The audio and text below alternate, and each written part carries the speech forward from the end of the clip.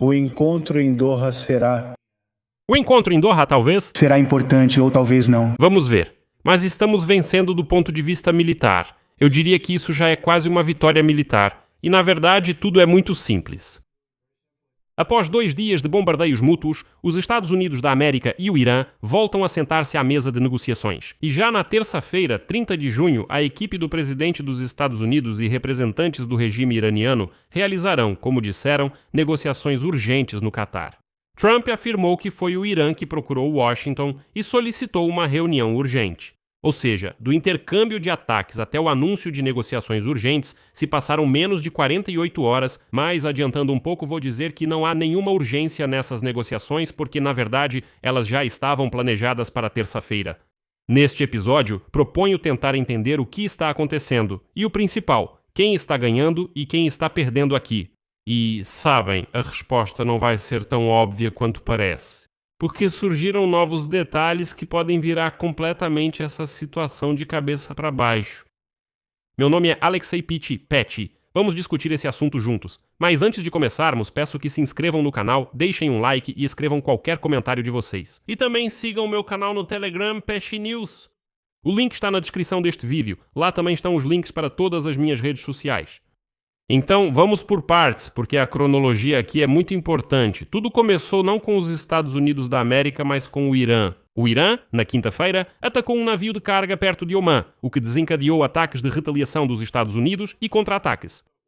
O Irã atacou bases militares americanas no Kuwait e no Bahrein. Os Estados Unidos responderam de forma dura. Na sexta-feira, os militares americanos atacaram depósitos de drones, radares costeiros e infraestrutura de mísseis no sul do Irã, incluindo a área do Estreito de Hormuz e a ilha de Qashm, chamando isso de uma resposta poderosa ao ataque iraniano contra o navio mercante. Logo após esse ataque, Trump fez uma ameaça que, vocês sabem, trouxe novamente o clima de uma verdadeira guerra. Aspas. Pode chegar um momento em que não poderemos mais ser razoáveis e seremos obrigados a concluir pela força militar o trabalho que começamos com tanto sucesso. Se isso acontecer, a República Islâmica do Irã deixará de existir. Bem, Irã, ao que parece, essa declaração de Trump não assustou, porque em resposta a Guarda Revolucionária Islâmica anunciou que, devido à violação do cessar-fogo, todos os processos diplomáticos serão completamente interrompidos. E as bases americanas na região, cito, nos próximos dias experimentarão o inferno. Anote isso, ou seja, no sábado e no domingo, o Irã estava pronto para sair das negociações completamente, ou pelo menos estava blefando de forma bastante convincente. Ou seja, até a noite de sábado e manhã de domingo, o quadro era inequívoco. A trégua estava por um fio, ambos os lados ameaçavam se destruir e a diplomacia estava, digamos, em dúvida. Mas na manhã de segunda-feira, Donald Trump anuncia uma reunião urgente entre as delegações americana e iraniana em Doha. Mas o que aconteceu nos bastidores para que tudo mudasse tão de repente e de ataques mútuos passassem de repente para negociações urgentes? Depois de analisar o que aconteceu, posso afirmar com segurança: houve um cálculo frio de ambos os lados. Em 17 de junho, os Estados Unidos e o Irã assinaram um memorando de entendimento com 14 pontos. Ele iniciou um período de negociações de 60 dias sobre o acordo final, que deve abrir permanentemente o Estreito de Hormuz e encerrar a guerra iniciada pelos Estados Unidos e Israel em 28 de fevereiro. A troca de ataques neste fim de semana colocou esse memorando em risco e, de fato, ambos os lados agora recuaram para salvá-lo, para realmente não destruir pelo menos aqueles acordos que já estão no papel. Mas é claro que ninguém admitiu ter recuado primeiro, nem os Estados Unidos, nem o Irã. A fórmula de recuo foi tão profissional e fria, veja o que um funcionário americano disse. As negociações técnicas continuarão em todas as direções do memorando. Ambas as partes estão recuando por enquanto, e os navios podem se mover livremente pelo Estreito de Hormuz. No final, a Casa Branca declarou friamente que decidiu simplesmente cessar todos os ataques contra o Irã. Bem, para entender, não haverá resposta ao bombardeio das bases militares dos Estados Unidos no Bahrein e no Kuwait.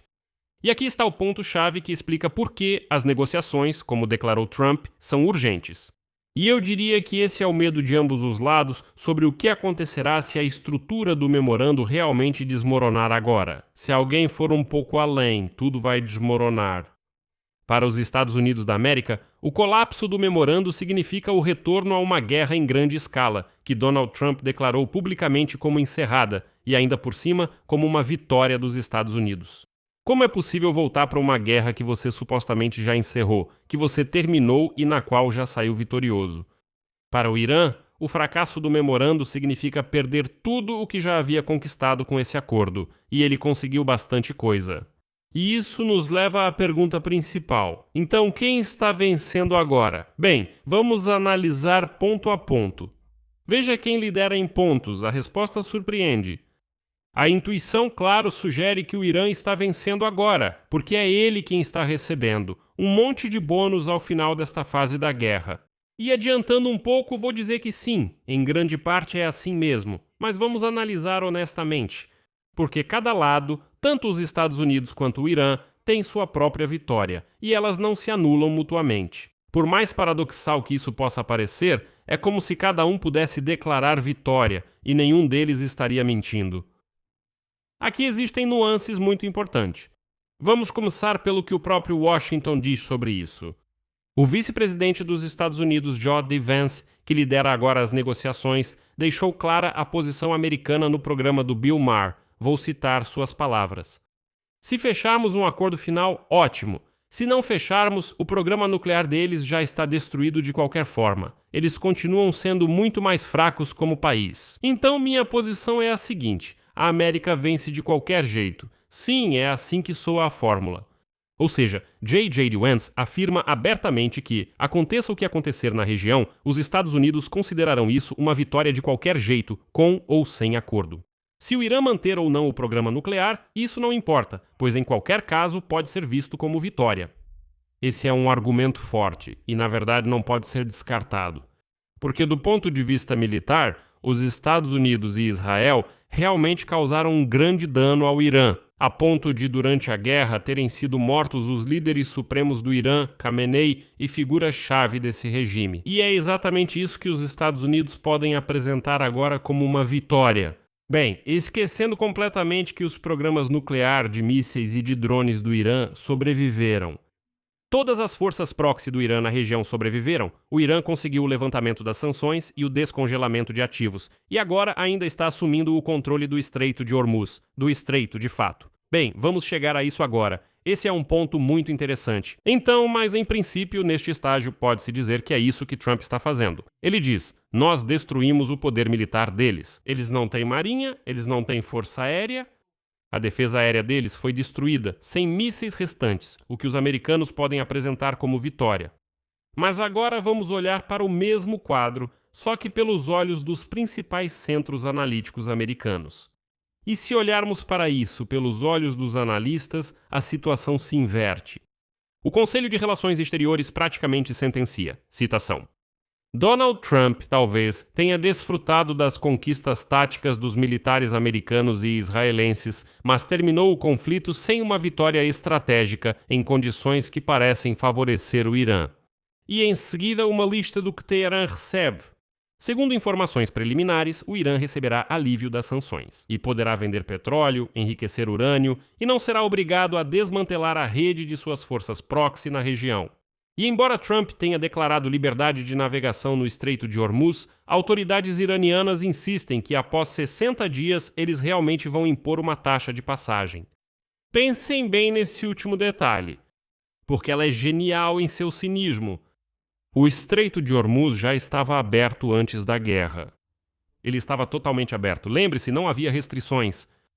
Então, onde está a vitória de Donald Trump, que diz que ele abriu o Estreito de Hormuz? Pense nesse cinismo. Trump diz: nós abrimos o Estreito de Hormuz e agora ele está livre para navegação. Mais uma vez, antes da guerra ele já estava aberto, já era livre. E agora os Estados Unidos pagam com a retirada das sanções para reabrir o Estreito de Hormuz, que antes da guerra já estava aberto. O Irã pegou esse ponto de pressão teórico e o transformou em uma alavanca muito real e poderosa, impondo custos a toda a economia mundial e tirando a paz de espírito de Donald Trump. Ou seja, o Irã fechou algo que já estava aberto e depois vendeu a reabertura do estreito de volta em troca de dinheiro e suspensão das sanções. Isso é a definição de vitória em uma negociação.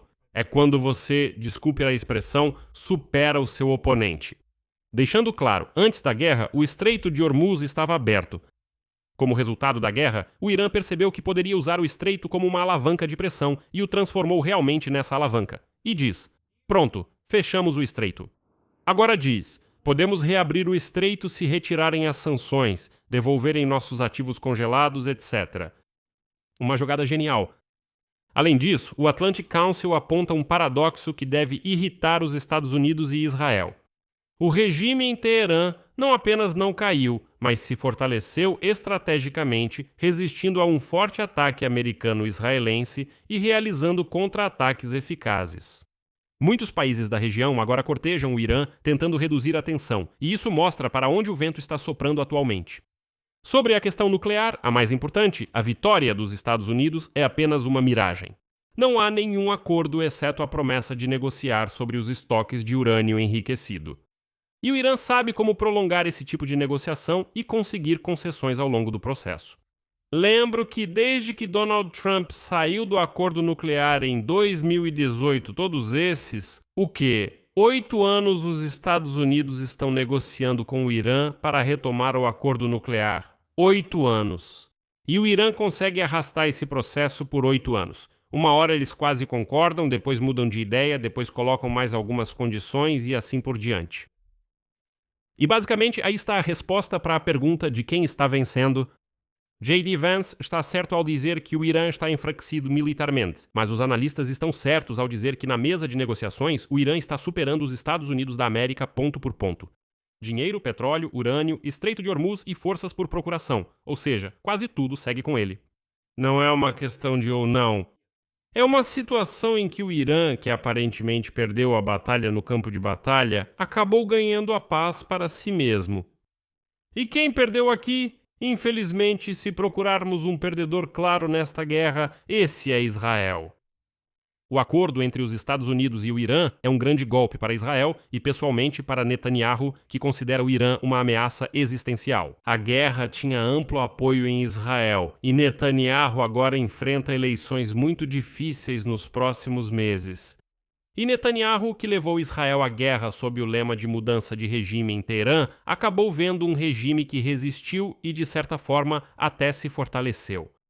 E é justamente Israel que agora representa o principal obstáculo para todo o acordo. Aqui estamos falando da situação no Líbano.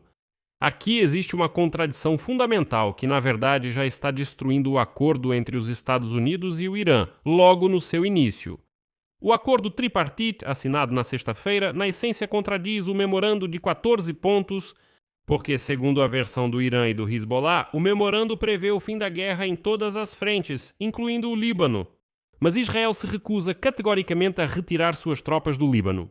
O ministro da Defesa de Israel, Katz, declarou de forma dura: não haverá nem realocação nem retirada das tropas israelenses do sul do Líbano, enquanto o Hezbollah não estiver desarmado, em todo o país.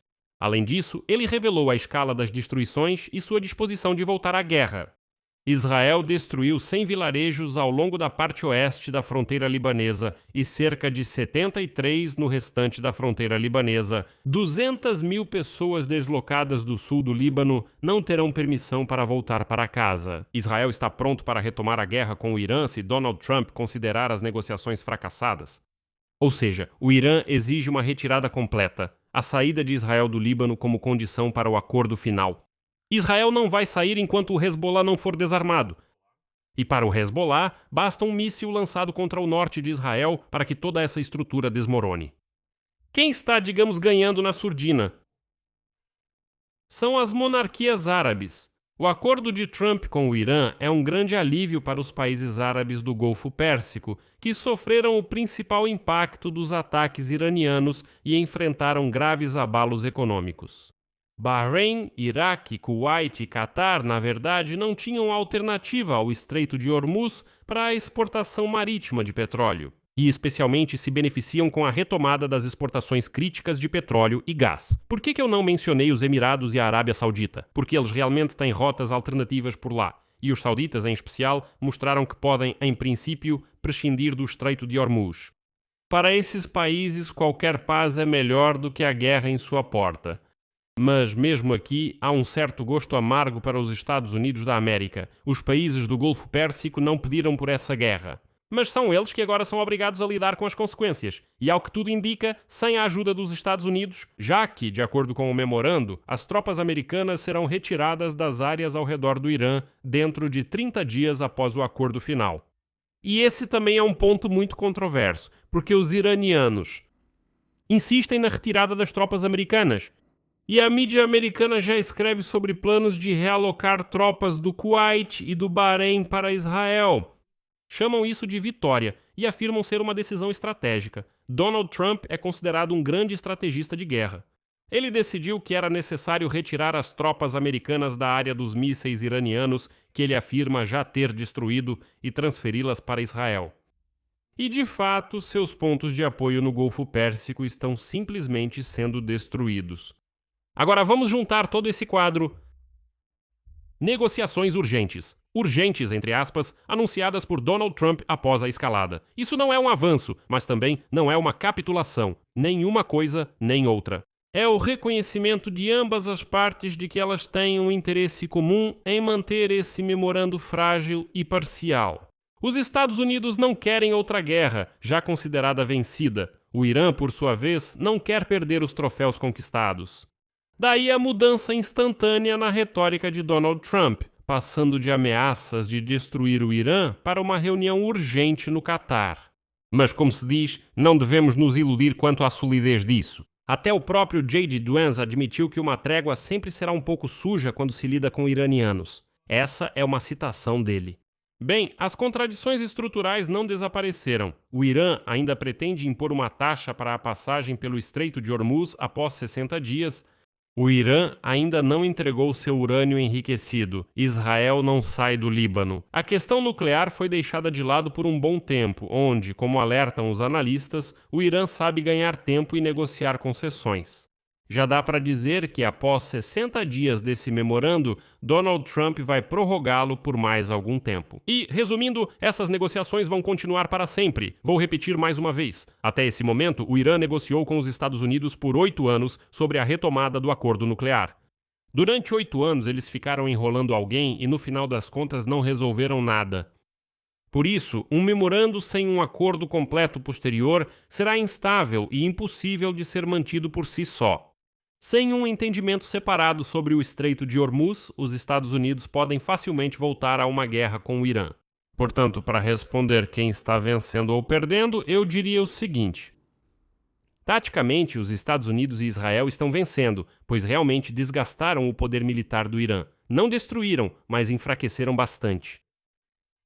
Estrategicamente e na mesa de negociações, o Irã está vencendo pois resistiu, se fortaleceu, manteve seu urânio enriquecido e suas forças de proxy. Hezbollah, Hamas, os Houthis do Iêmen e os Chiitas no Iraque.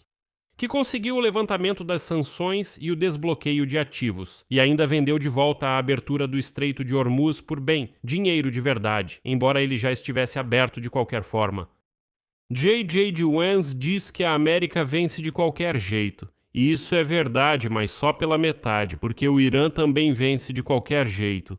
E essas duas vitórias existem ao mesmo tempo. Ou seja, cada lado pode dizer que venceu. A guerra terminou de forma que ambos os lados podem declarar triunfo ao seu povo, declarar vitória ao seu povo. E isso é o melhor sinal de que nada realmente terminou. No momento, simplesmente não existe um vencedor claro nesta guerra. E isso significa que mais cedo ou mais tarde, os Estados Unidos e o Irã acabarão voltando a trocar ataques, ou então vão ficar enrolando por anos com negociações. Deixo reticências aqui. Compartilhe suas opiniões nos comentários, inscreva-se no canal, ative o sininho e deixe seu like. Se quiser apoiar o trabalho deste canal do YouTube, você pode fazer isso com qualquer doação pelos links e dados na descrição deste vídeo. É isso por hoje, se cuidem. Tchau a todos. E é realmente muito simples, é a desnuclearização do Irã. Nós não queremos que eles tenham uma arma nuclear e eles não vão ter uma arma nuclear. Para ser justo, eles concordaram com isso. E é realmente muito simples, é a desnuclearização do Irã. Nós não queremos que eles tenham uma arma nuclear e eles não vão ter uma arma nuclear. Para ser justo, eles concordaram com isso.